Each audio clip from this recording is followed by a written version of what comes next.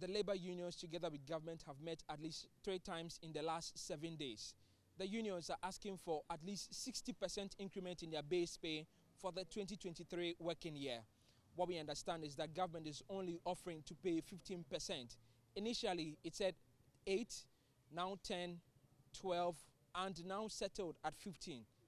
The labor unions have rejected the 15% offer as well. We adjourned to today, thinking that today you make progress, but there has not been any progress today. Yes, when we are negotiating, whether you frown your face or you smile, the objective is for you to get what you want. When you smile, you can get it. When you frown your face, you can also get it. So we are smiling because we know you will ultimately get what you want. After we have tabled our proposal, and government also gave his proposal, we are still the same way it used to be there. But for now, we haven't reached deadlock. We expect that government will go and seek fresh mandate properly and come back and we meet. Labour doesn't read budget. The budget is not for Labour. The budget is for the government. It's government who read the budget. Labour doesn't read budget. So whether it will be read or not, that one is not my concern.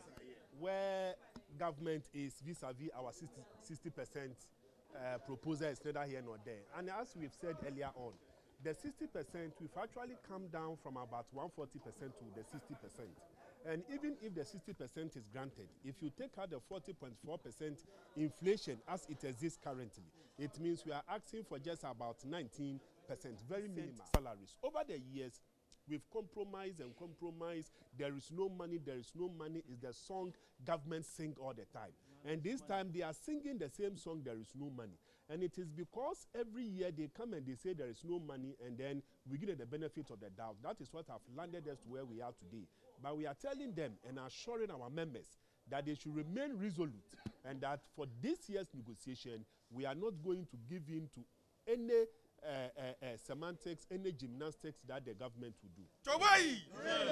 What would you describe what the government has already offered you? What would you describe it as? It's nothing to write home about. It's a drop in the ocean.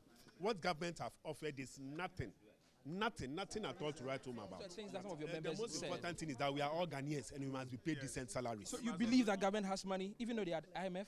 They have money. They have money. Oh, they have it. But we are negotiating. We know what is in store. They have money.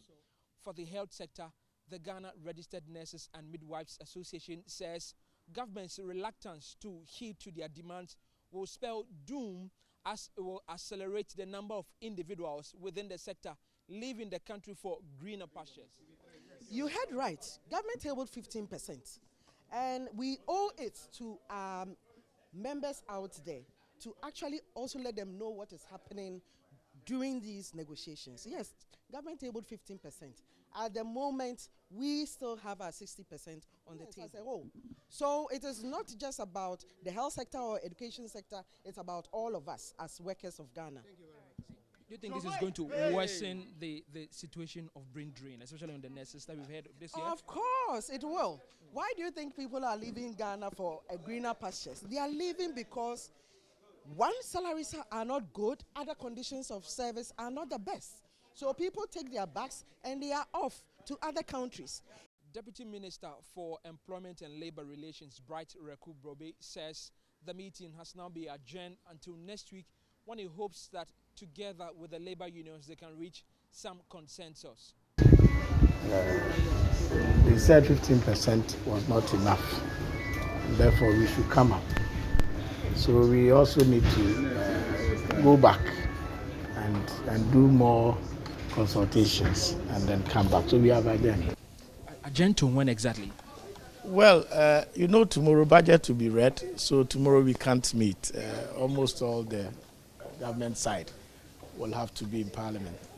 And then Friday is gone. So sometime next week, we will reconvene and make sure we get to a level where it will be suitable to both parties. Well, that is what surprises the government side, because since we started this engagement, we have had to move about, minimum 3 times, expecting that in the spirit of negotiation, they will also come down. But to be fair to them, they are enjoying a 15% cooler currently. And once we tabled the 15, they think that it brings them back to, you know, where they were, and therefore we should come up. Well, we think it's a good argument, so we are taking it up. We'll reflect and then get back. The labor unions hope that their negotiations will come to a fruitful end next week. For Joy News, Michael Ashale.